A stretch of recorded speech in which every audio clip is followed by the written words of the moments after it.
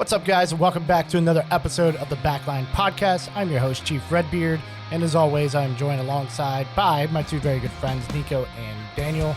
And we had quite a fun episode, and I'm very excited for you guys to hear this one. This is episode 14, and we started off things a little different.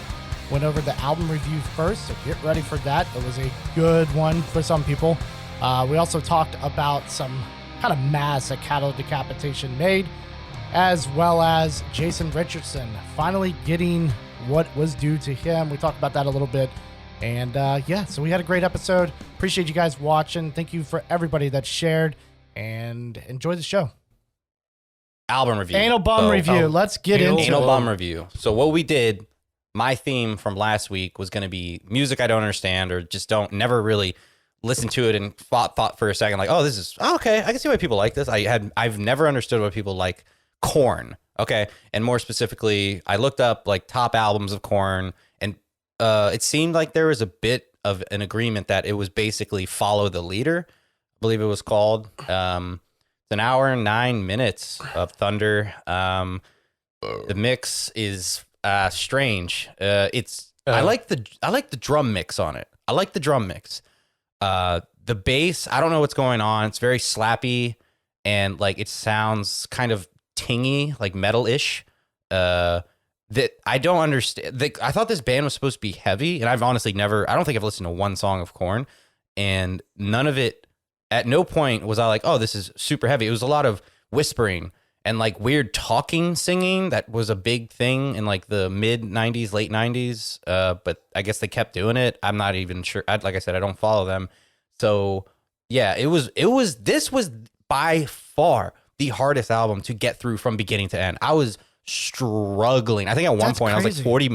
I was 40 minutes in, and I started, because everything's hooked up to the electric kit and the interface. Like I was still listening to the album, but I was like practicing rudiments on my drum set while I was listening. I just kept the mix low and the album higher. Yeah, just like, oh fuck it, I'll get some muscle memory out of this right now, because I was struggling so hard. I thought they would have breakdowns. I think I feel like I heard like one, but maybe not. Like every song, I've never heard an album that everything sounds damn near exactly the same, besides some like, man, that's my point. Besides some, well, yeah, I mean, it's true. Like some niche shit. Like I think they had Ice Cube at one point. They had Fred Durst from Limp Bizkit in there, and it was the weirdest concept song, because they were just like shitting on each other in the song, like taking turn, verse here. Yeah, well, you're fucking this and that. A lot of expletives that was a little acceptable back then. Definitely can't say it now. And it was just a very dissonant. The album is dissonant, so it sounds like off, and it's kind of a bummer. The vocalist, I mean, I don't know what he's doing really. Like sometimes he sings, and I'm like, okay, I get it, but then a lot of it's like, and I'm just out of it. And he'll do that for like fucking a minute straight. Oh, just like man. he's basically almost doing like a turntable thing with his face, and it's perturbing, off-putting. But so is this entire album. I don't, and I still look back and I'm like, okay, people used to like this. Why the fuck? And the only thing I can think is that it was a trend at some point to be a really downer band with like edgy, off-putting songs, get as much weird shit in there as possible, and have like a look. And they definitely have a look. You know what I mean? New metal. Thank you. Yes. New metal back late 90s, early 2000s. And they fit that mold. But some of those songs from new metal bands, some of those songs hold up. I don't see any, what is it called? I don't hear this lasting. Like none of the songs I feel like were popular for more than maybe a few years, maybe. I mean, I don't know. I'm not a Korn fan. I really wish one of us was a fucking Korn fan, because then we could have some perspective. But either way, that's mine. I didn't get it back then. I don't get it now. The drummer is good. I will say that. He does what he can with whatever the fuck is going on instrumentally with this song. But it as a whole, I don't know. I'm almost speechless to how popular this was. And it was considered metal, which is so beyond me. Like, this is not my version of metal. I know there's a bunch out there, but it's so far away from mine that I can't even relate anything to it being or feeling metal or anything like that. So sorry, it's an hour and 9 minutes. I had to listen to the whole thing. Like, I'm a little frustrated at myself for actually suggesting this, because I thought maybe I'll have a breakthrough and I'll say, oh yeah, you know what? I get it now. I get it. You know, when it first came out as a young kid, you know, I got a few years on me now, and I get it. I'm a little more open-minded, have perspective. Fuck off. No, I don't get it. I don't get it to be anything besides maybe like 30 seconds of like an opening credit soundtrack for like an edgy ass movie in the late 90s. Other than that, Tomb Raider maybe was a sex scene. Thank you. Fuck, I'm right. Fuck, I'm right. It was a later album, but yes, they did do a song for Tomb Raider. Of course. That's how I could hear it, but yeah, that's me. Does anybody tell me somebody likes Daniel, you want to go? Or you want me to go? I mean, I'll just go quick because he took a lot of words from my mouth. Yeah. And what I thought, like, the mix was interesting. I hate Fieldy's bass tone. I will say, after listening to it, there's a few moments that he had a nice, like, I like his articulation on bass playing when he would not clack the bass and have like sub notes that are just real low. I was like, oh, that's nice. And then it's like comes in. I'm like, nope, stop. Okay, that's your dynamics are terrible. You know, and I don't know. Guitaring and stuff almost seemed more of an ambient thing than an actual thing. Like, guitars were just sort of a background noise of fuzz and, you know, that kind of effect where the bass and drums were filling in the rest and the vocalist would stand out. But, or what was his name? Jonathan Davis. Sure. And the biggest thing to me is it sounds like a hip hop producer produced that album to me. I agree. Because the biggest thing to me is that nu metal, from my understanding, was the bridge between rap and metal. You know, like Fred Durst and, you know, Limp Bizkit and all that. Linkin Park, you know, they got rap in it. It's nu metal. Like, that's what everyone kept getting thrown under. So, like, I got the cross of, like, you know, rap artists and Fred Durst and all that showing up in the album and all that. I was like, they have a bit of, I don't know, maybe spoken word version of, you know, rapping. That's the best I could put it, like spoken word poetry or something, you know. and that stuff. It's the same thing as Disturbed. It's like, okay, weird noises that, you know, is weird to imitate. And yes, I've heard plenty of people in high school imitate it all the time. Like, it's like everybody was just trying to be different back then within like 5 really to 10 hard to years. be different. Yeah, but it became super popular. And I'm almost convinced if they didn't have, I mean, they obviously did something right. Can't take that away. Massively successful band. Yeah. I'm off to the side, just like looking like, what is that? What's that? What are you kids doing? But I almost feel like if they didn't hit, like if they really believed in that music, if it was 10 years later, nothing would have happened. If it was 10 years before, nothing would have happened. It would have taken off and crashed. It was just a perfect timing. So, yeah. So, real quick, to your guys' point, Steve Thompson is one of the producers on this album. I want to give you a quick rundown of what he's done. He's worked with bands like Guns N' Roses, Life of Agony, Tesla, Madonna, John Lennon, Wu-Tang Clan, and Korn. He has Grammy Awards with these artists: Aretha Franklin and George Michael, I Knew You Were Waiting. Whitney Houston, I Want to Dance with Somebody. Cutting Crew Broadcast, Korn's Follow the Leader. Ziggy Marley, People Get Ready, and Blues Traveler, Run Around. He's a very, not necessarily, there's not much hip hop except for Wu-Tang. But I think because they're like, yeah, we influence rap into our stuff. He's like, well, I've done Wu-Tang. Let me do that. You know. So that's maybe how they got Ice Cube involved. Probably too. Well, I think during the new metal age, it was big. I don't think that was Fred Durst either. When I was looking at it, it said it was an artist named Trey. I thought it was Fred Durst myself. Unless Fred Durst also goes by Trey. Maybe as like a rap name. I don't know who Trey is, but that's who was featured on that song. I know what you're talking about. I thought it was Fred Durst. I just thought it was him because it sounded exactly like him. It sounds exactly like him. And I thought at one point the guy from Korn actually referenced Fred Durst or Limp Bizkit. I could be wrong. I'm almost certain that he did. The song you're thinking about, I looked because I saw the one, it was Ice Cube. And then I saw the other one, I was like, that's not Fred Durst's name. That just says featuring Trey. Who the fuck is Trey? So based on our history, we don't agree on much, but me and Daniel both don't like this. Billy, are we gonna get into a threesome here? Are we fucking on the same page? 2-1, boys. Let me explain a little something about this since you don't get it. Obviously, nu metal was a very, very big craze back in the day. It was, don't take the literal meaning of the word, but in today's times, it was the gent before gent.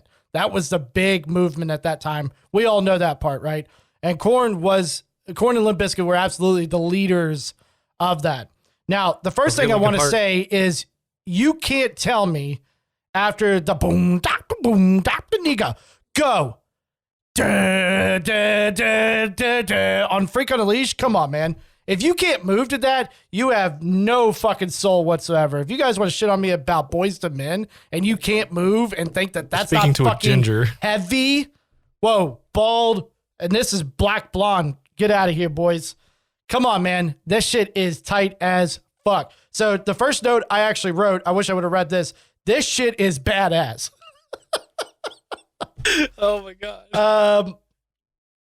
So during that time, though, I don't think there was much going on as far as what they did. I get the Disturbed reference, but the ambient guitars with the heavy, chunky guitars at the same time, nobody was like layering up effects like that. Not in the 2000s like that.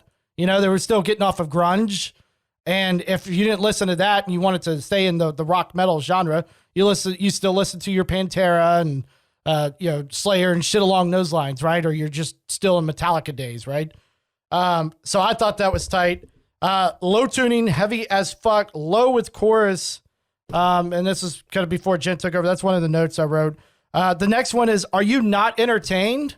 Did you not bang your head to this? Because I knew exactly how you guys are going to react to this. It's so predictable at this point. Dude, so also, at least for me, and I could be wrong, you guys might have something else that you'll point out that I probably heard, but at least for me, Korn was the very first band I heard bass drops in. Like, come on. Like, come on, dude. This shit is tight as fuck. Get you moving and starts kicking your legs up. Come on. You know those guys that just kick their legs backwards and shit. I liked it. So I grew up, again, this is something I kind of grew up on anyways. My dad hated this band for years. Oh, you hated him? He hated, tell them thank you. He hated this band for years and made fun of my cousin because my cousin would go for like Life is Peachy, the shit that came out before this album. He would make fun of my cousin. My cousin would go to concerts. And then when we moved to Maryland, my dad got super into them. And I just was kind of in between. I didn't really care, right? And then I got into them. They were heavy. Now, I'll agree with you guys on a couple things. The first half of the album, to me, is just fucking golden. I absolutely love it, but this is by far not my favorite album. There's more or less the singles like Freak on a Leash. I can't even think of what the first song on that album was. Those are the songs like I know very well, and I love them. But about halfway through the album, it is the same shit over and over again. And it gets kind of boring. It's just low, slow, chorusy type songs, right? With some ambient effects that have been played out. Now, one of the last songs that I always thought was cool. So they're guys that try to, and don't get me wrong, trust me, I'm not going to say these guys are just fucking super innovative, but Jonathan Davis playing bagpipes, towards the end of the album. And it's something he's kind of done throughout most of the Korn career, which I always thought was cool. It's something different, right? But yeah, it gets boring as fuck towards the end. I did struggle at the end of this. But the singles, again, there's other albums. I think the next one was, shit, I can't remember. But anyways, Issues maybe? Issues was a good fucking album. That's the one you should have chose, in my opinion. But no, I like it, dude. It's good shit. That part, though, come on. If you can't move to that part, I'm sorry. I know you're trying to talk, but damn it. No. And the video, I'm pretty sure, like the drummer's just the bass. I actually like it. And I hate that kind of bass sound. It is the worst thing in the world. It's one of the reasons I don't like playing bass. We actually played a show one time, Niko and I. Niko, if you remember House of Cock. Or Rock, whatever the fuck it was called. I've made fun of it so much I don't remember what the actual name is anymore.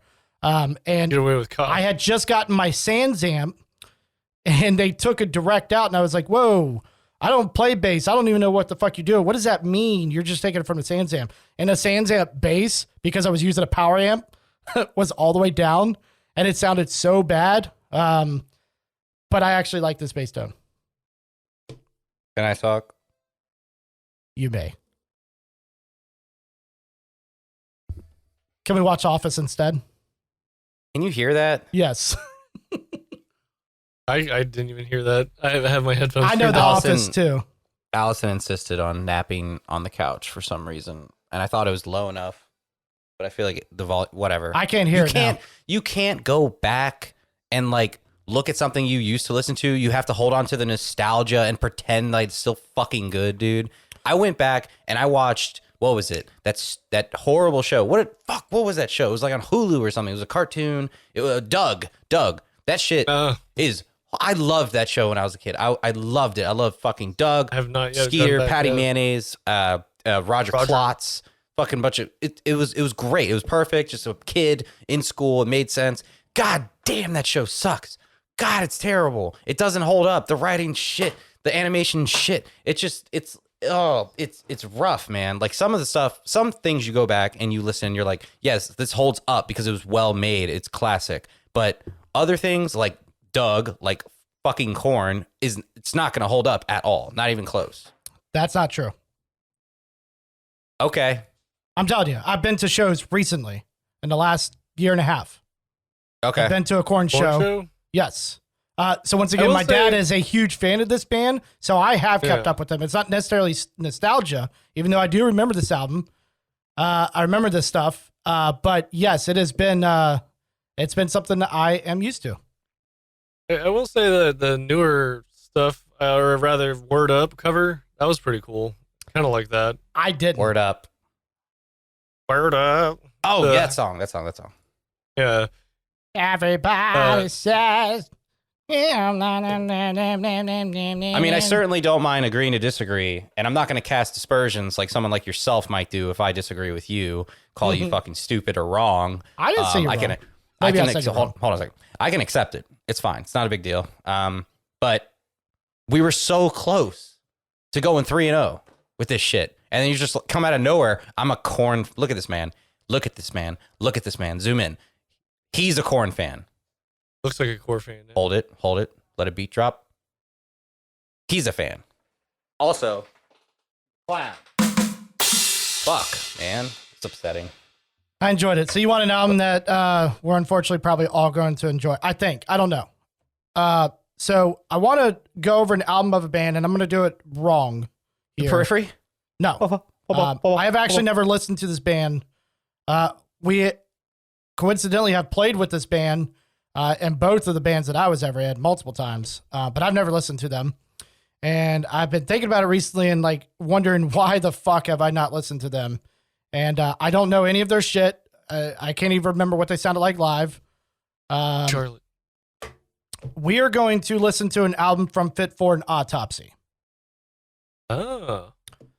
Because I haven't listened to it, and I think I will enjoy it. I'm not 100%. But I'm going to do things a little weird in the sense that I think typically you would probably, if you never listened to a band, maybe go back to the beginning. I'm not going to do that because I also like good sounding shit. Whereas Will Putney is part of this band and one of the best producers in the fucking world right now. I don't know how much he knew when the first album came out. So we're going to listen to the latest album called The Sea of Tragic Beast. It came out October of last year. The Sea, S-E-A, of Tragic Beast. Beasts, plural? No, just Beast. And Is it as good as Korn? I don't know. I've never listened to it. You tell me. Okay. I don't think I've listened to this. I've definitely heard like a song in passing from a friend, but I don't think I've ever listened. We've played with them. at all. A lot of those Jack shows, Fit for an Autopsy, pretty much played almost every other show we played. Yeah, that's cool. So I'm excited. So I know Will Putney as a guitar player and a producer. I know he's pretty fucking badass. I've seen interviews with the guys, and they look brutal. They seem like they're brutal. They seem like they're going to be one awesome band, but I realized the other day I've never actually sat down and listened to Fit for an Autopsy ever. So I'm actually really excited about this, and I'm hoping it's good. I heard the first 3 seconds of this album on accident when I was looking for it, and I think we're in for a treat. If anybody's going to listen along with us, just know that this is like, you know, Metallica's like, how do you rate the, like, I'm trying to rate it in a way where it's like listenable for people who maybe don't listen to it. If you listen to metal, you're going to get it. Understood. If you don't listen to metal, this is kind of like beyond entry level metal. So it might be a little bit abrasive on your ears, and it might just come out as noise as opposed to, you know, an actual album. So just a heads up for anybody who's doing that. But if not, fucking, yeah, you understand. Yeah, for sure. Speaking of brutal metal, I want to point your guys' attention to something real quick. Just tell me what you think here. Our not so good buddies, because we don't know these fucking guys, and Cattle Decapitation has come out with a mask for you to wear, if you will, outside if you're interested in one. And I like their new album. Send it to you guys. So one side, it's a 2-sided mask. One side is going to basically say 2020 sucks. The other side is a butthole. Is kissing an asshole. What do you think about this mask? Well, I mean, your lips would be up against that asshole. So, yeah, that's the side in. What do you guys think about that? Man. I know what they're going for, and yes, it's very much them, but no, I will not wear it. No? No, I don't need Karen and Tiger King summed up in one mask. And you're kissing an asshole. It's upsetting. I don't like it.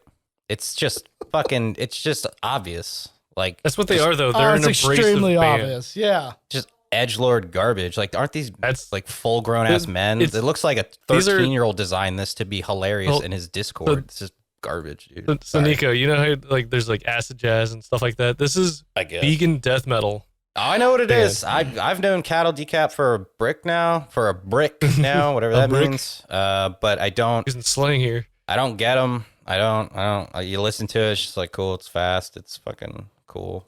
So it's misanthropic vegan death metal. It's just I liked it. I might order us all one to wear on the next episode, but we'll see. Butt side out. Pretty fucking cool. Butt sides out, because it won't be censored. The only picture that you could see, maybe on Cattle Decapitation's website or something, they don't censor it. I didn't look, but I'm not sure. I was ready to see an asshole today. Twitter and stuff. Probably, but on the site I was on, it showed censored everywhere. They didn't even try with this shit. It's just fucking a bunch of bullshit memes from 2020. 2020 sucks. 2020 sucks in a font from like word art or some shit, and then their own logo, which of course they've already I'm expecting it to come out and go boom, like explode. It's like, these aren't your dad's buns, these are man buns, you know, kind of like. Oh, is that China in the top right there? I can't see. Maybe. I don't know what China looks like as a country. It looks bad like an at geography, island, but it kind of does resemble China. Oh, wait, and then there's a British flag in the middle. Or no, Australian. Oh, Australia was on fire this year. Oh, yeah, that's Australia on fire. Oh, it does They cocked it off in an angle. Yeah. Oh, that's stupid. This is dumb. I'm upset. All right, so Christmas 2020. There's your guys' gift. Right. I will not accept this. So, too bad, so sad. Outside of this garbage mask that you just presented to us, I thought you had something to say. So I saw something interesting. Was it today or yesterday? Nick Nocturnal. I don't know if you guys are familiar with him. I'm really, I'm Iz. No, oh, you is okay. He does a lot of cover material, as well as tablature provided. And he keeps up to date with a lot of current artists, and I'm just surprised how he learns all this stuff. Unless he, I don't know. I haven't kept up with bands, whether selling tabs or tab books or something are popular. I know Ola came with the tabs, but Pushed you the link. This is him showing you how to play Periphery, Luck as a Constant, with like a live tab read to play along with. And I thought Billy would like that. I think this song is in C. I believe so too. It's pretty heavy. Yeah, it's got some nice clean parts, and also your favorite. I know you like your delay, tape delay effect and everything. Yeah. So funny story about this song, real quick. We were talking about something about shows, something recently, like getting into the pit and stuff like that. I keep saying I'm kind of getting too old for that. Well, I've always been kind of too fat to crowd surf, and I've never wanted to do it. I never want to put that kind of weight on somebody. And people have done it for sure. And they're the people that kind of piss me off while they're kicking you in the head on the way over. It's not that you're too fat. You have self-awareness. I'm too fat. Okay. I was at a Periphery show with two of our other friends, Travis and Cody, and our friend Cody is definitely a muscle guy. Like, he works out constantly. He's beefed up. The bodybuilder. Yes. And we were at this Periphery show, and it was during, basically this album was the most relevant thing for them. So it was a number of years ago. And this song came on, which happens to be off of this album, my favorite song of the album. And Cody grabs me basically by the nuts in the back of my neck and throws me right on top of the crowd as the solo is going to this song. So while I would never do it, it was probably one of the coolest experiences I've ever had. As I'm like, doing the guitar is on fire finger thing right in front of Jake Bowen as he's doing the solo. It was cool, and I was incredibly pissed and yet embarrassed also at the same time. So it was a great experience. As soon as the bouncer caught you and set you down, you ran to the back and cried. Yes. Well, I let the song finish first. Then I ran to the back and cried. But yeah, it was a good time. Good time. Niko, have you ever crowd surfed? Have I crowd surfed? I don't think so. Bonnaroo of 2015 or something? No, I got stuck in 2 Amon Amarth pits when I was younger. Because that sounds fun. I'm almost that was the craziest mosh pit I've ever been in, because one was at Jack's and one was at the 930 Club, and I saw at the 930 Club do I remember this lineup? I think it was like classic European. It was like Children of Bodom, Gojira, and Amon Amarth. So it was insane. But I'm almost in at Jack's. It was like Amon Amarth, Goat and somebody else, something like that. It was so long ago. But at both shows. As soon as Amon Amarth started their set, I'm almost certain they had Teamsters at the back of the pit, and they just started pushing everybody. Oh, of course. So in that situation, they're pushing from behind, so everyone's running into each other, not knowing what's going on, and then it just becomes a clusterfuck, like, as soon as that happens. And I was actually, like, it was the only time I've ever been nervous at a show, because I was like, what the fuck is going on? Like, if you fall, you're fucked. You're done for. Yeah, so everyone's just like kind of like trying not to fall over, doing this weird trip bit, and yeah, it was super weird. But as far as that's really the only time. And I've had like at hardcore shows, people karate kicking at me, just being on the outskirts of that. It's almost like they taunt you, like, yeah, I can hit you, but I'm not going to, bro. You're shadow box you. Yeah, I'm fucking cool, but fuck you, but not fuck you. They get so close to you, and it's like, brother, man, I'm giving you plenty of room. Like, just you got 35 square feet. Just keep it. I'm in the back. There's only like you and one other guy fighting nothing. Yeah, it's a nightmare. Like, I like this music, but you guys are fucking disasters. But besides that, no, I've never crowd surfed. I guess I'd be nervous about, like, that's a lot of people touching you, and like, what happens if I get turned over on my stomach and then they literally just like sodomize me? Or sodomize? No, that'd be the other way. Yeah, you're just ball dragging everybody at that point. Dude, yeah, it just seems like, yeah. And then the girls get up watch there out, and they're nuts coming through. And then the like girls that get up episode there. of South Park when they're just wheelbarrowing the nuts. Yeah, the big old nuts. It was funny, but it's cool. No, go ahead. No, it's fine. No, it's fine. It's fine. Can't wait to hear about the girls in the other area. Yeah, it's fine. It's fine. Yep. It's fine. Cool. The moment has passed. Mom, Dad, please stop. That time when he's with the wheelbarrow and he's pushing his big ass nutsack through in South Park. Yeah. All right. Anyways. Yeah, that's 10 years ago. Continue the joke. Okay. The moment has passed. Thank you, though, for that opportunity. Cool. Daniel, have you ever crowd surfed? Fuckface. Plenty. Loved it. it'd always be those things where it's you're like, being serious. I'm gonna What? Plenty. Loved it. Plenty. Loved it. No, I did. I have. I mean, I wasn't like heavy all my life or anything, but I have fluctuated in weight. And when I was skinnier, I would be like, Yeah, whatever. depending on who I was with, if I was with my sister, I'd be like, Brenda, hold my wallet and my glasses. And I'd be like, woo. Do you jump off of the stage or do you like climb somebody? It'd usually be one of those things where it's like some dude like at Ozfest or something like that, just like, come on, let's go, and he'd like hold his hands up or do that little trapeze thing, like, come on, Yeah. let's go, Yeah. come on, anybody, let's go. I forgot about that. Yeah, you're right. I've had guys do that to me, and I just give them the. Oh, come on. Nah, I can't dance. Are you kidding? Do you want me to pull No, my gut out? I will no. show you. Come on. It's not happening. So, Bro. I'd see the trapeze artist, waiting for people to come up and like, Brenda, hold my wallet and glasses. And I just run over to him, kick off his leg and go jump in the crowd.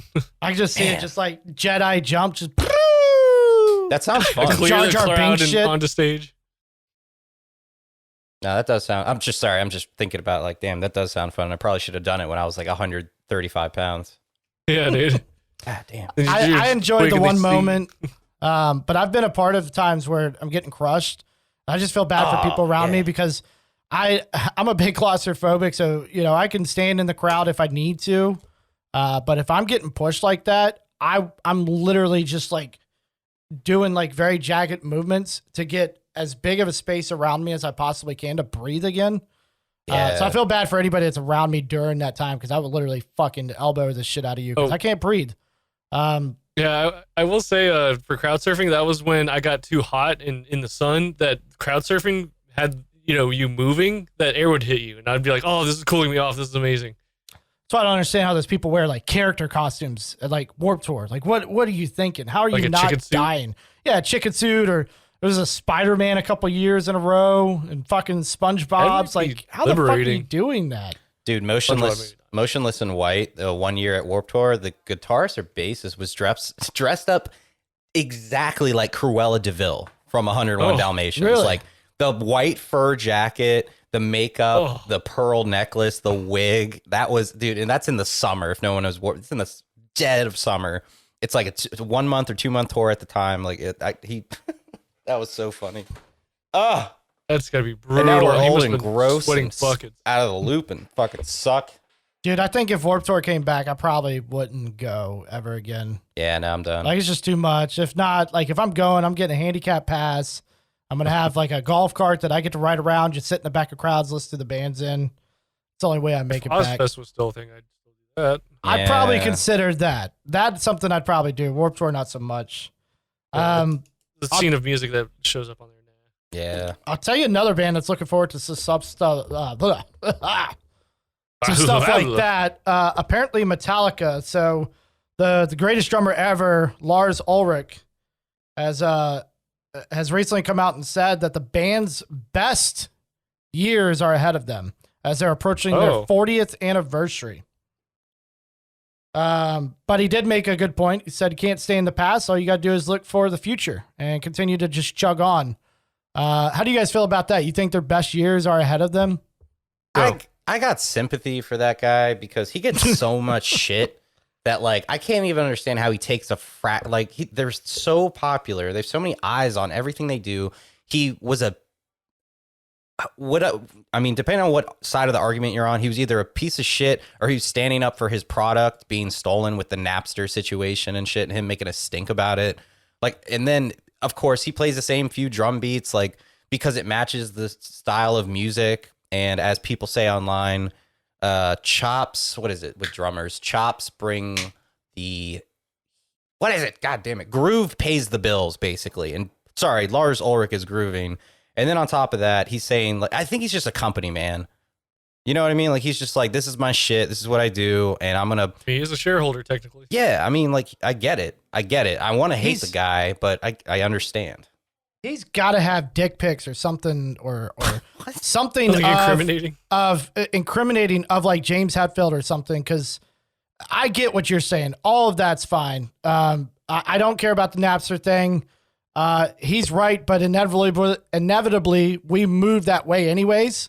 And we're here now with Spotify, Apple Music.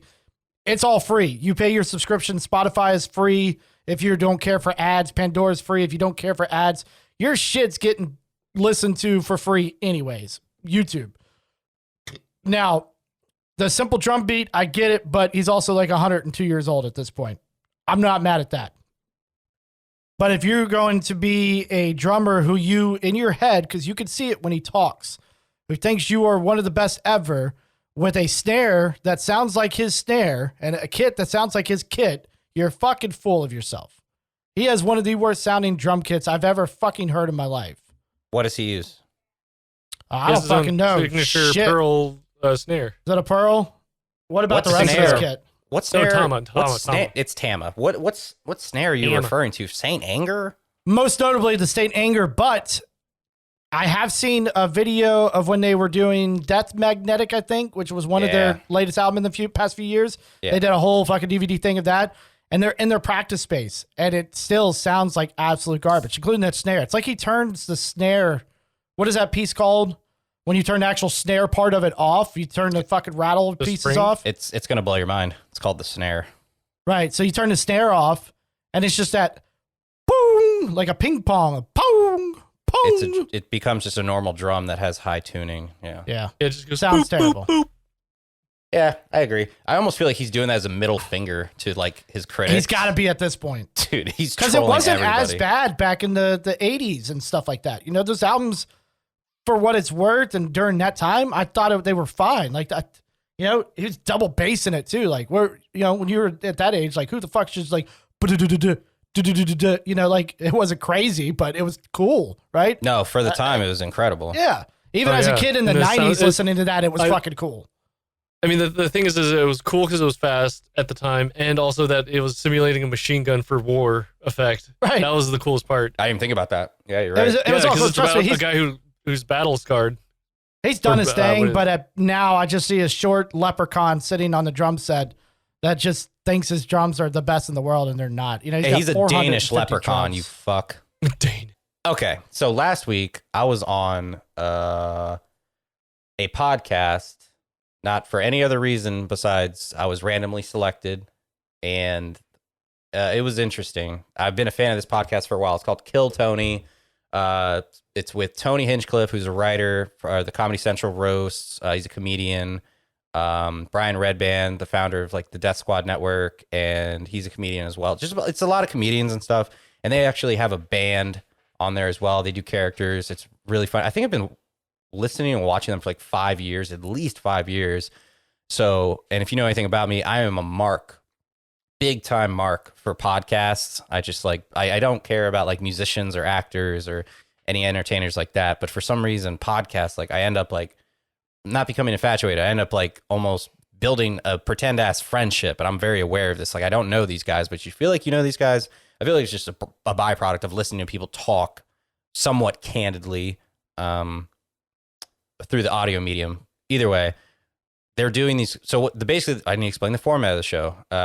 They basically do, they have a panel, which is Tony and Brian, and they have the band. Usually they have like a comedian as a guest on the panel, and it's usually a live show in LA at the Comedy Store, and they usually, you could just come to the show, but if you want to be on the show, you put your name in the bucket, and they randomly select a name from the bucket at some point, and then you basically get called up and you do 60 seconds of stand-up uninterrupted for the most part, and then afterwards they talk to you, interview you basically as the guest of the show.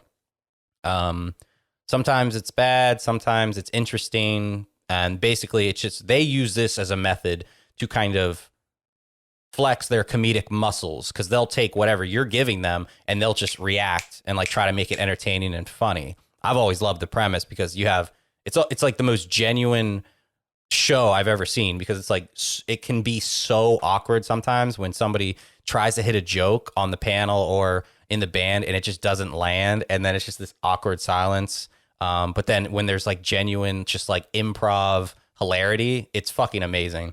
So for the quarantines that they can't do live shows, they take email submissions. You email them 60 seconds of fucking stand up. I say that in quotes because you can't really do stand up recording into a camera by yourself. It's really awkward, especially if you've never done it before, like your boy. And yeah, so I emailed a submission, and luckily I was picked. I guess luckily, hopefully, I don't know. It was interesting at the very least. So I get picked. They play my 60-second clip, and then I'm on standby live. And then once I'm done, the 60-second clip is done. Now I'm being interviewed, and basically what happened was my 60 seconds was up, and then I'm on camera, and like I was watching them fucking watch my shit. And I say shit literally because I knew it was bad when I recorded it. I did, but I was like, whatever, this is fun. It couldn't hurt. Hopefully it couldn't hurt.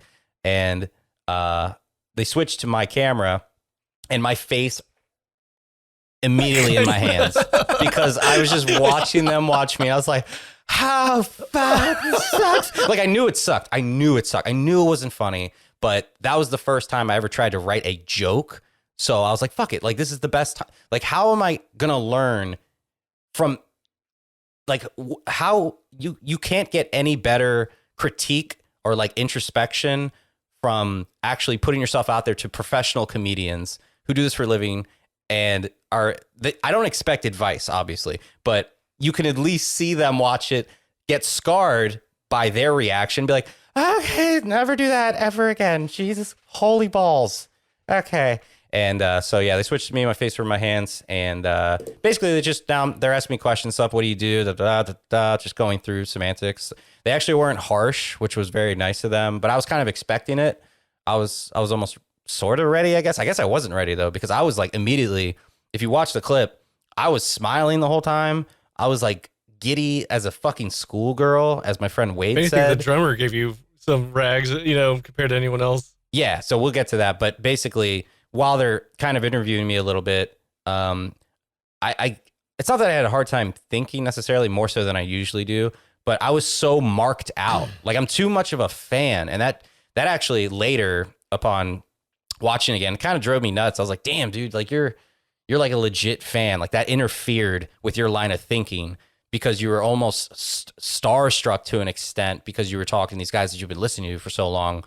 You've built up this rapport, this one-sided rapport with these guys who don't know you and you don't know them. And that's the power of podcasting. It's actually made me want to like stop listening to podcasts. I'm like, fuck, man. Like I love these shows, but I hate being such a fan of these shows. It's really damn, you like something. Right. Yeah. Okay. Yeah. So you might have a point there because I'm a big ass critique, a big critic with a lot of things, but I think there's a reason behind that. I've met one band before.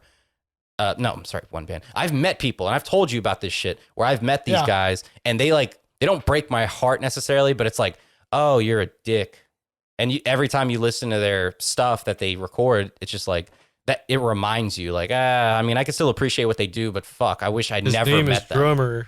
Yeah, Can I say though, and we'll link and put the timestamp in the YouTube description for anybody that wants to see it. Because it's entertaining, but why did you wear a manatee shirt? personally, I thought you did incredibly well. And Lauren watched it as well and thought you also did pretty fucking good because you have talked about it and your description of what you thought was perfect. Like, I'm a fan. I was kind of almost giddy. The fact that you were so quick to be able to come up with these answers. I mean, I don't want to spoil, but there was a spin the bottle story. The fact that you just kind of like, it was there, right? And maybe you thought about it beforehand, but in my eyes, it was almost like you actually prepared, but it seemed so natural at the same time. I was actually very impressed with that you were able to kind of pull that off. Cause I would have been like, that would be like me getting on like coffee with Ola or something. Not that I have anything to interview about, but it would have been like, hi, like, yeah, I can't play this thing. Any of these guys back here, I can't play this. Like I would have just been fucking miserable.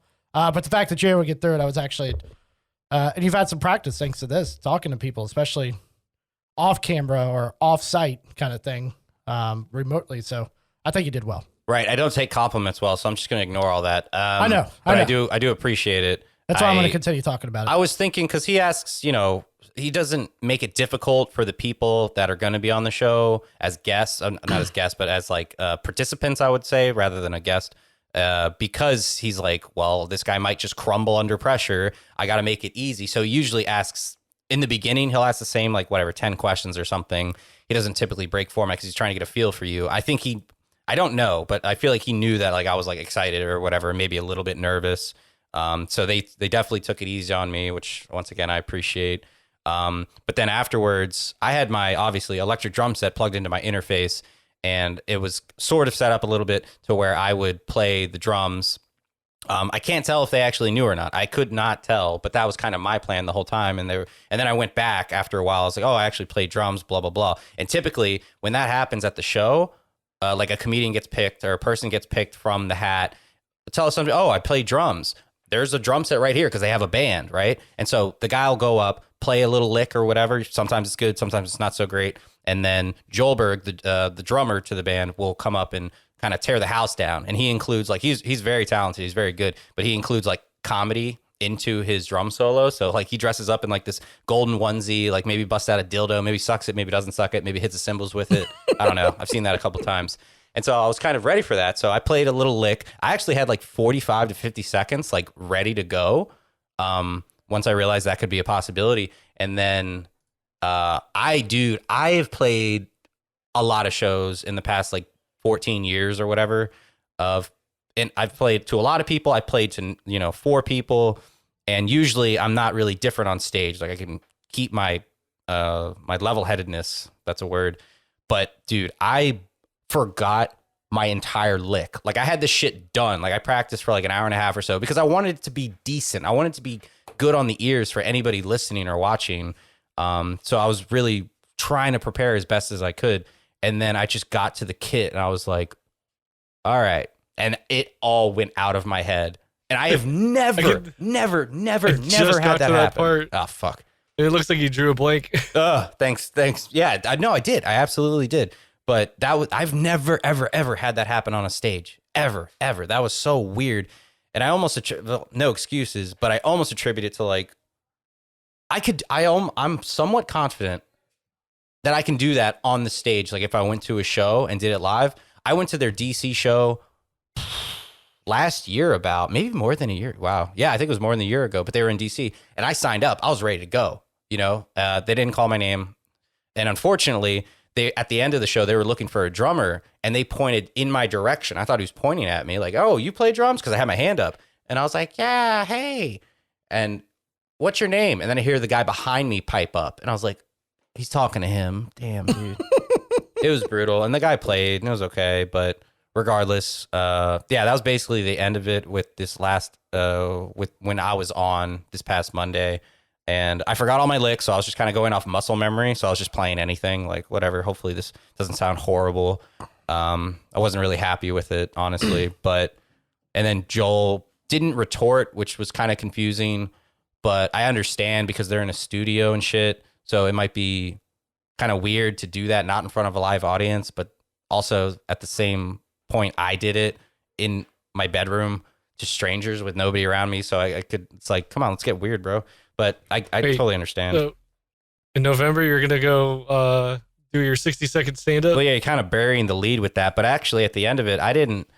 Joel mentioned before I played, like, oh, yeah, we could use this as an audition for, like, a golden ticket. They give out golden tickets to people who stand out or whatever they like or whatever. They've given out some to, like, usually it's, like, the best comedians who are just come out of nowhere. And they're, like, really entertaining.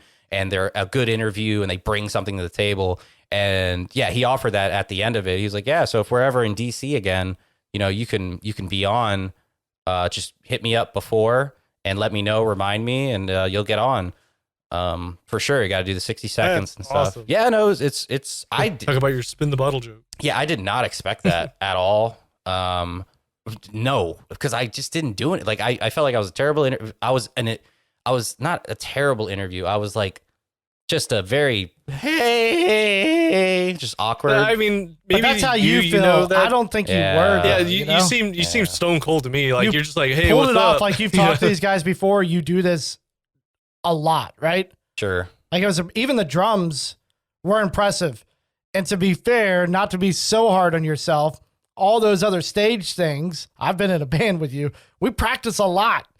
You know, we don't play shows every week. You do now. Well, you did with the cover band, right? But you guys are practicing that twice a week, then playing a show. And if that show sucks, that's another practice for you, right? You're constantly practicing those. This stuff was like, you know, I've seen it in drummers before that I know that are talented. And then you tell them with a crowd of people, which basically, you know, in your head, you've at least got the 4 of those guys.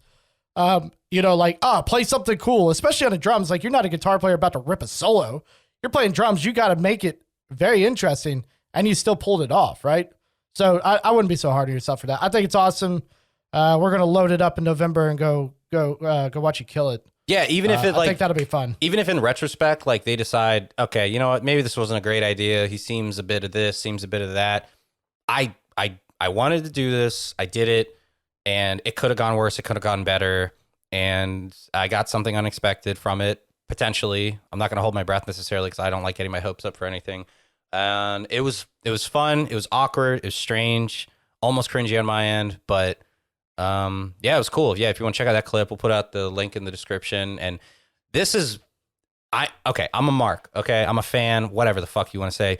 It's a good show. It's an objectively great, genuine show. You're not going to find that in any other podcast because, like I said, there's awkward moments, dude. There's times where the panel, like basically what is the producer and part of the panel, Brian, like, and Tony, there'll be weird tension and they'll just they don't even hide it. And like, I appreciate the shit out of that.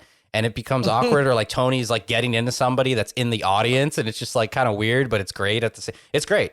You can't. It's not scripted for shit. So check it out. It's awesome. Definitely something I even want to check out afterwards. Yeah.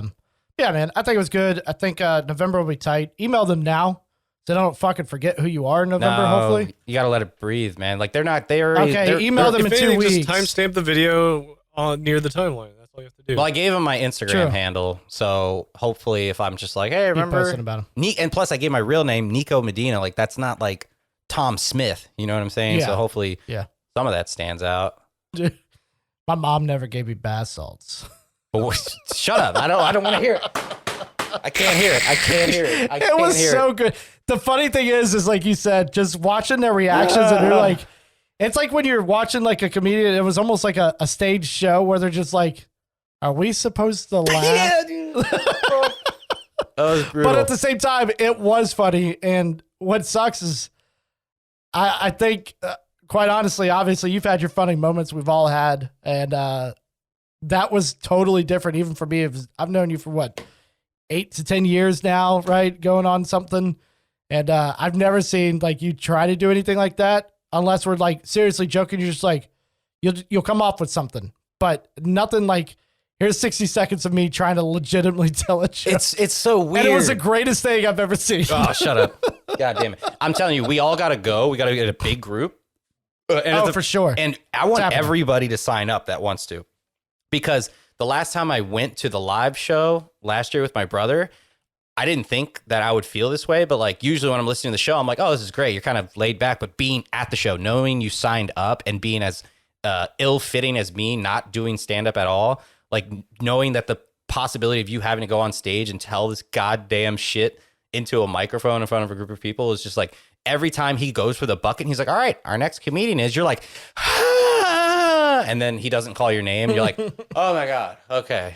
But it's like that the entire show. And then I didn't get picked, but it was still fucking, that just adds. It's like, where are you going to get like fucking weird ass adrenaline like that going to a live show? You got about 6 months of practice. You're 60 seconds. No, I got, you're doing that drum off. I got some things. We're gonna make it happen. Even if we all got to spam their inbox, no, I wouldn't do that. No.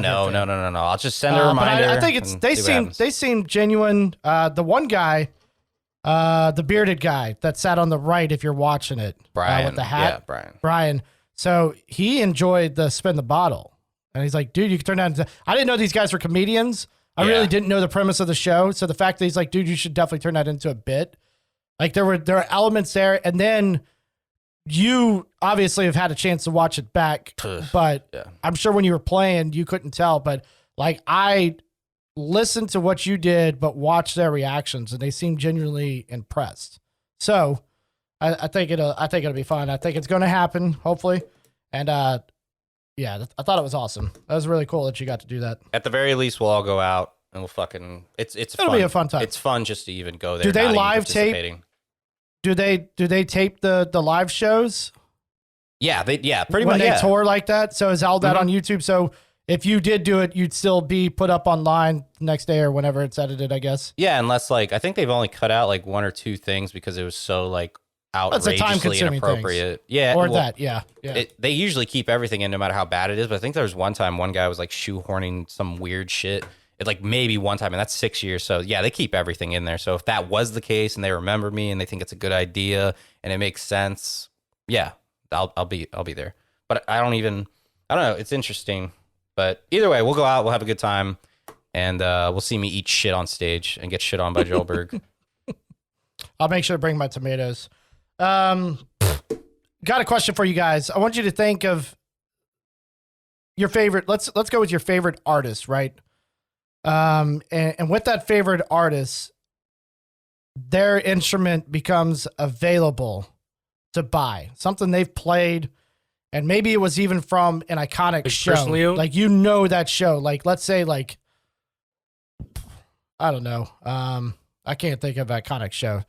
Something like an old Woodstock something. I don't fucking know. Or the instrument from like the Live Aid show for that Queen did, right? They're your favorite. But anyways, your favorite artist, you come up with that and their instrument comes up and you have money.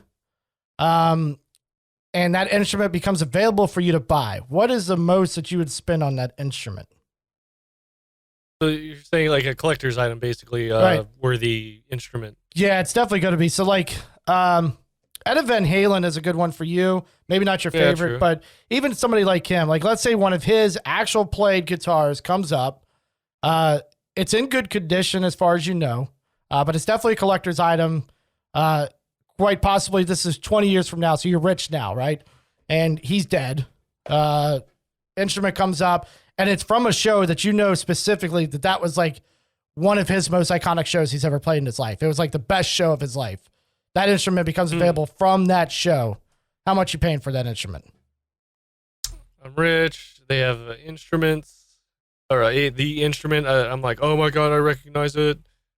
I don't know. Not much of a collector, so I would say if it had But you do like deal, gear. You like gear. I do like gear. I do, but I wouldn't want it because my whole thing is like, I wouldn't want to fuck with it, and I couldn't just own it and not want to play it. But then I'd be so torn. It's like I'd probably just feel better knowing somebody who's a decent collector would buy it and store it and keep it pristine as what condition they received it in. But you're rich, so you got a mansion to do that in. You've got a little I hallway would of your just- collectibles. I would at this just point. buy the production model and be happy with it. You're not helping the situation here, man. See, You're I'm not a rich. collector, really. You would be a Yeah. collector because you're rich and you don't know what to do with your money. And now you're going to buy an instrument of your favorite guitar player of all time. What do Would you? wanna How much play are it, you but spending I on know that? I shouldn't, so I'm not gonna buy it because I know I'm going to do terrible things to it. All right, Daniel doesn't play by the rules. Niko, your favorite drummer of all time, his most iconic show he's ever played, that exact kit, the kit is up for sale. And you know that kit because he doesn't even play that kit anymore or he's dead. And that kit becomes available. And how much are you spending on that kit? You got to own it. Money is no object to you. How much are you spending on that kit? Well, if money's no object, I'll spend 10 times whatever the second most amount of offers are, if that makes sense. Like if somebody says like, oh, I'll pay 10 grand for it, I'll be like, yeah, I'll pay fucking $10 billion for it. Yeah, what do you mean? If money's no object. Do you have a favorite drummer in mind that you would do that for? Or do you know? A drummer where I'd want to buy a I don't think I collector's do, kit? so don't- I don't know. For $3 million. Fuck.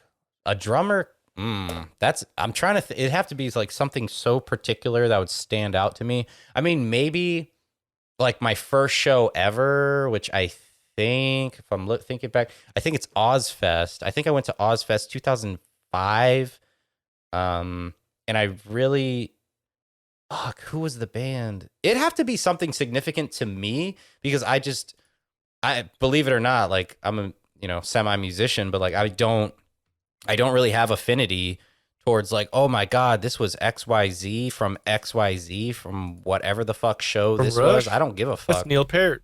Yeah, I just don't care about that kind of stuff. Like when it comes to like clout of like a musician or their instruments, I don't look at a musician's tool and say like, yeah, this would be sick to have. really at all. I think like, do I like the sound? Yeah, I like the sound, and that's kind of it. I don't know. I'm not really. I don't think I'd ever be a collector of that kind of thing. Like, if anything, I'm gonna collect dumb shit. Like, for example, I like Dark Souls, so I got this Black Knight. Right. This is meaningful to me because I love this video game. Can you see it in this camera? Yes. Yeah. I like it because this video game has meaning to me. I had a lot of hours in this game, and this son of a bitch gave me a shitload of grief, like anybody else that's played this game. So that's, it's fucking nothing. It's just a little piece of plastic. But that's more important to me than somebody who I enjoy, their creative outlet. Like, does that make sense?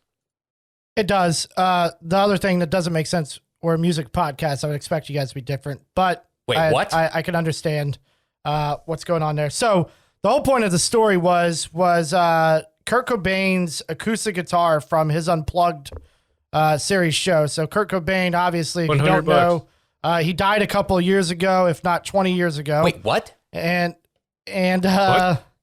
his acoustic guitar from that show, which most of the Unplugged series that I'm familiar with, like Alice in Chains especially, they're some of the best shows that those bands have played, even though I love heavy distorted guitars.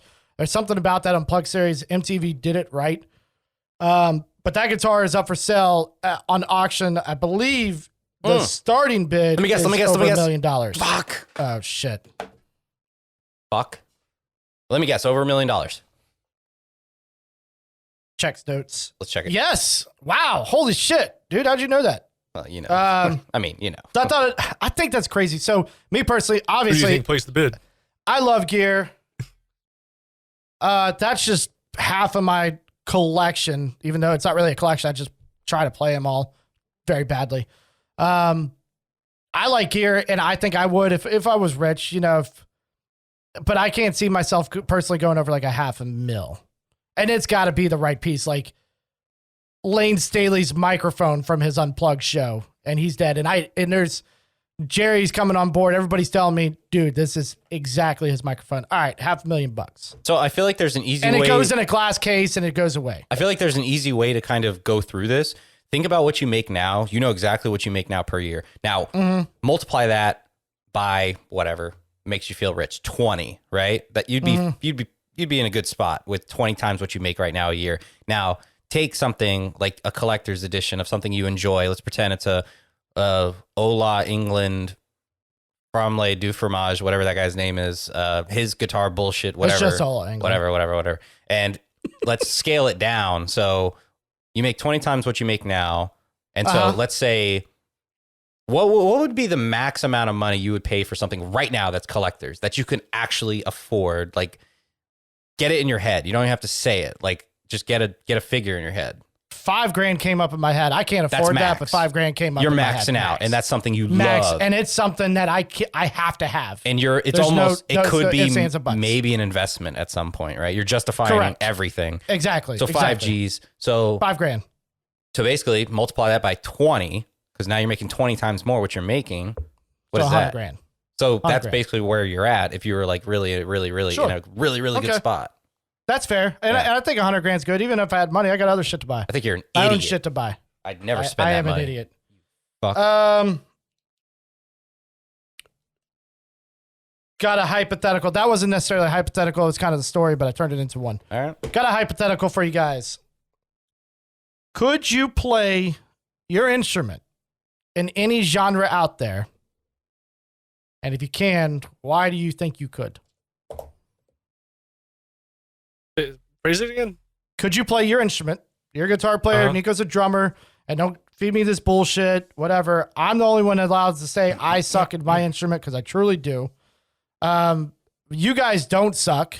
And I know this because I've seen you and I was there. If you had your instrument, could you play in any genre? It's a little cheating because we kind of know Niko can, and he can explain that. But Daniel, even yourself, I'll let you start off. Could you take the guitar and could you play in any genre out there with that guitar? I mean, I have been dabbling. Even if you don't like it, because I know you don't like country.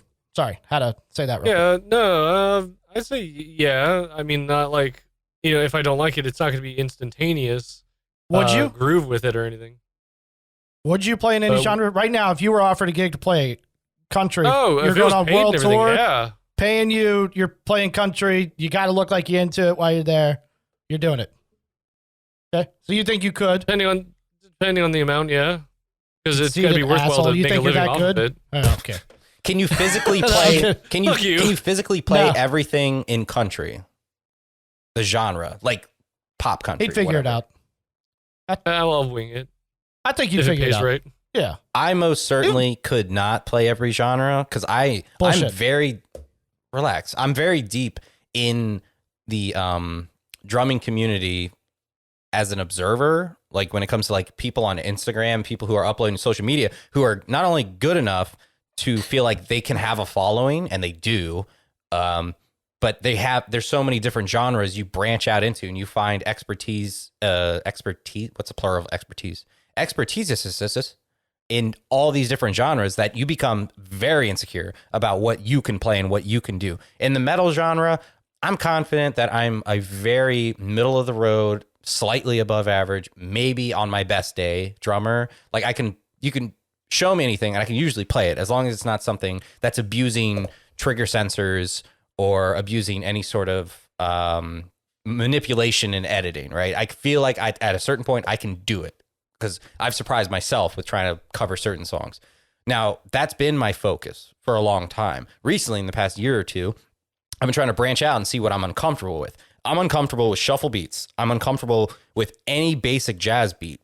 I have no idea what the fuck is happening with any sort of fusion type of genre. I have no idea what's going on with like Latin influence. No clue. Like their building blocks are so different from our basic Western bullshit of like the snares on the 3/4/4 time signature. Branch out to 3/4 if you're feeling fucking crazy, right? But like they're building, like for example, that's our building block. You build on your right hand with the hi-hat or the ride cymbal. 4/4, 1, 2, 3, 4, or eighth notes, 1 and 2 and 3 and 4. And then you put the snare somewhere that makes sense on a downbeat or something, or your bass drum on the downbeat, whatever. It doesn't matter.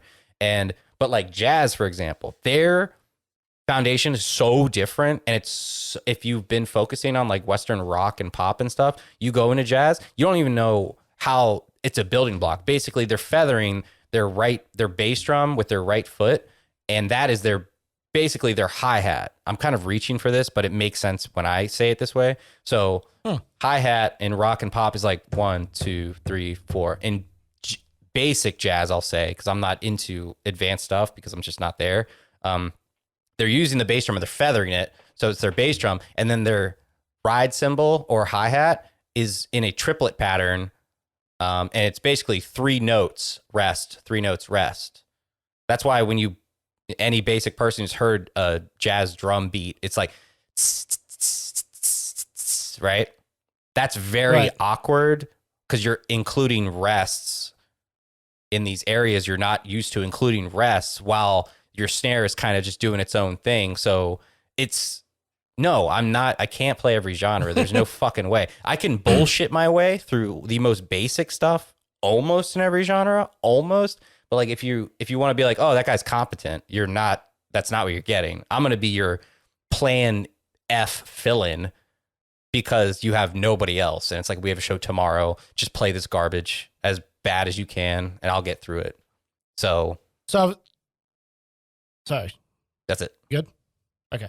So I was going to call bullshit because you're in a cover band. So you're literally playing shit you typically aren't used to. I've seen you recently going into some like rappy kind of beaty kind of stuff with some electronic music at least, and playing some drums over that, which is still new for you. I know, unless you've done that before. I've never seen you post it at least. So I was going to call bullshit, but I like that argument with the jazz, especially as a drummer, because there's some pretty crazy shit going on there. And I like how you described that, because I would have never thought of any of that at all. The building blocks. I would have still called bullshit. I was like, nah, you can figure out jazz. But the way you described that, that makes perfect sense. I guess that would be fucking tough. It's just switching everything all the fuck around. Yeah, the building blocks are just so far apart and different that like it's almost as bad as relearning drums, because you're just breaking your habits and breaking your muscle memory to get used to this format. But I like it. That's why like shuffle beats is incredibly awkward and I'm trying to figure out a good way to explain that, but it's really hard. Like the bass and the snare are on similar parts. Like if you're looking at a 4/4 bar, but the hi-hat is going into groups of 2. So, oh God, I wish I could explain. Wait, I can play it. Fuck that. Yes, I can play it. 1 second. 1 second. Hold on. This is what we've been waiting for. Idiots. Hold on. Hold on. Shut it off already and has to put it back up. And he's going, give us a second. He's setting it up. And there we go. Yes. Real quick, just a little bullshit. Double beats. Wait, no.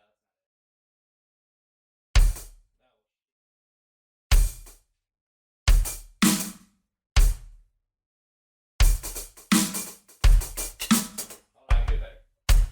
That doesn't work. Go. So it's like super awkward, like bass on the 1, snare still on the 3, but the hi-hat is basically doing groups of 2 with rests. And it's really, really awkward when you've been basically just completely pop, rock, metal, kind of a, it's really awkward. But either way, there's just too many genres. They're all, that's why they all sound different, because they all have a different foundation of rhythm and percussion and shit. But I respect all. I love watching the different sides now. Like I see a metal drummer, I'm like, yeah, that's cool. Unless they're doing something completely off the wall that I've never heard before, which is semi-rare considering I've been listening to it for like over 15 years now. But when I hear something that's semi-impressive to like a very experienced funk drummer, I listen to, I'm like, holy shit, that's wild, because I've just never seen it before. That's awesome. I couldn't, because I'm a lazy guitar player. Dude, so, I learned drop tuning as like a younger kid. I never really had lessons or anything. And when I learned drop tuning, it definitely makes you a lazy guitar player. Not to say that you can't get really intricate and really, really crazy with a drop tuning, but to say that being so stuck on it that I can branch into other genres would just be stupid, because there's just no way. And I'm not very good at my craft already with the drop tuning, so to do that would be kind of insane. Real quick thing, hopefully this never happens to any of you guys, but the incredible, ridiculous guitar player Jason Richardson finally got his royalties from Born of Osiris 9 years later after he left the band. What the fuck? Holy crap. He's been fighting for royalties on an album that he helped write, and they've made all the money, and 9 years later, he finally got paid. Oh my God. Could you imagine? 9 years. You don't get paid. They kick you out. You did all the work, because I'm sorry, I don't know what the situation is. I didn't read. I know about it, but I don't remember it at all, and I don't give a fuck. I don't care if he fucking fucked your mom and your sister at the same time. Jason Richardson is probably the best guitar player on the fucking planet right now. The dude's a fucking maniac, and you don't pay him for 9 I remember years. keeping up with this, actually, when this was happening, because before I saw Jason Richardson play at fucking Jack's with a local band, because he's actually from Springfield. Right. And he was like 16 or 17. He had braces still. And I was like, he did a sound check, and it was just sweeps. That was his sound check. I was like, oh, so much for warming up. Fuck. And it was like perfect. And then super clean. Super clean. It was crazy. And like for a local musician, I was like, this guy is like, what? And then I saw another show there, and the same band with him obviously was the local opener for the national headlining tour act. And the singer announced like, hey, this is his last show here. This kid still has fucking braces, but he's touring for All Shall Perish. And I was like, that's fucking crazy. And then after that, I was just 17. I just like kept up with him, and I was like, wow. And then he went from that band, he went to Born of Osiris, like Chelsea Grin. Like he's just like now he's just a presence online in the guitar community and shit. And I heard about the drama, and according to him, with Born of Osiris specifically, they just didn't jive. Like he could write with them, but they were, according to him, they partied a lot. And he wasn't really about that. He wasn't just about getting drunk, smoking weed. He would hide in his room and just write. Right. And they while they party. And they didn't like that necessarily. Because like, man, does this guy like think he's better than us? Or like, this obviously isn't the right fit. And he said he got back to the house that they were all renting, and all his shit was in a U-Haul.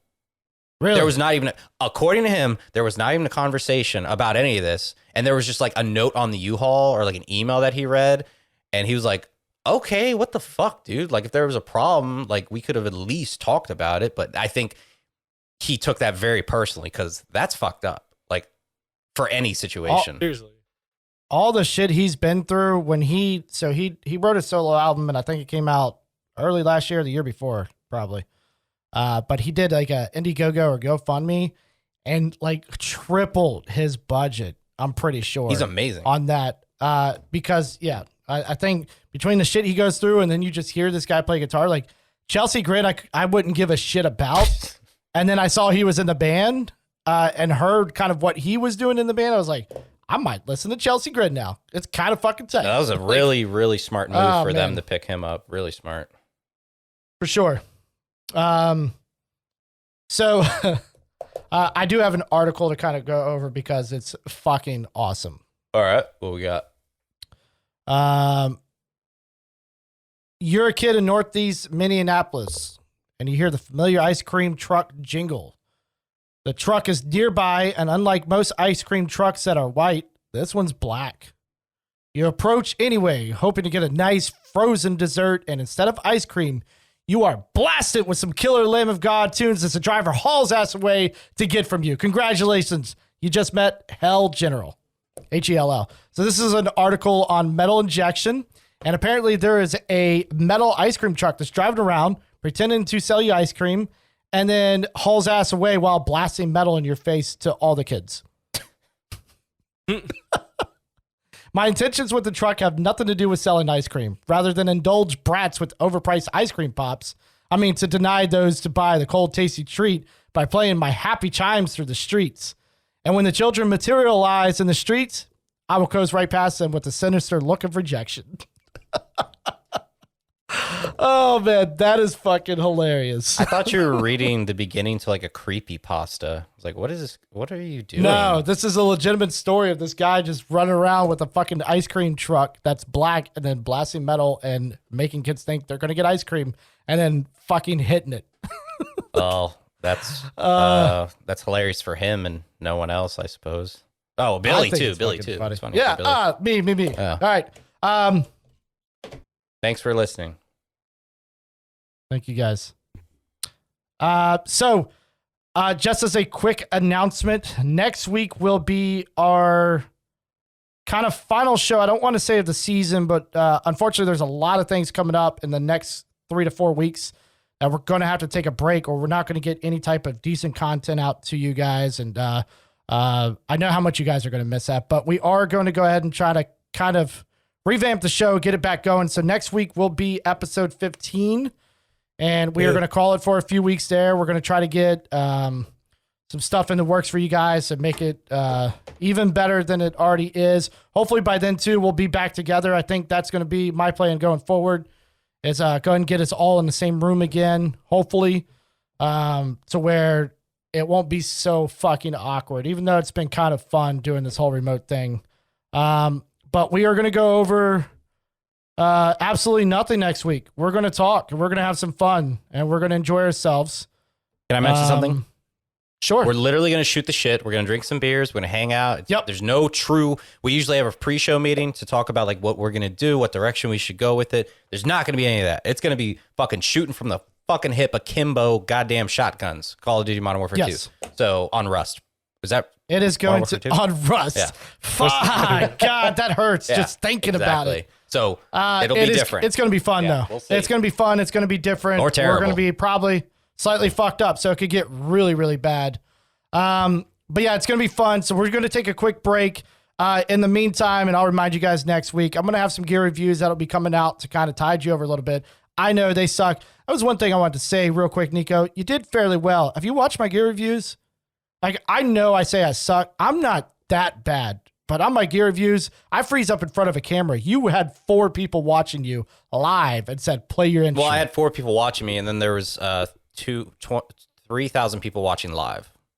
Correct. Yeah. And I can film and I can edit and I can stop. But every time I go to do it, I see what you're saying. Okay. It's just like, I don't remember how to even play anymore. It's like, all right, so anybody that has watched gear reviews and heard some couple sour notes or the same fucking riff over and over again, my apologies. not that I will bad, also Billy. work on It's that not craft. bad. It's not that bad. Thank you guys. As Niko said, thank you guys for watching. Thank you for sharing. We're getting closer and closer to 100, so keep it up. I appreciate you guys very much. And I think that's it for us tonight. I am Beef Treadbeard. Billy. Can't be that clever. Well, Bob. Go Keith. Bill Wob. Come on, go Keith. All right, Shit. thanks, guys. Go Keith at Island Music. They're opening up June 1st. Yay. Oh. Thank fucking God. June 1st. Go get your shit, social distance and everything. All right, guys. Appreciate it. Thank you. Have a good night, good day, whatever time you're watching this.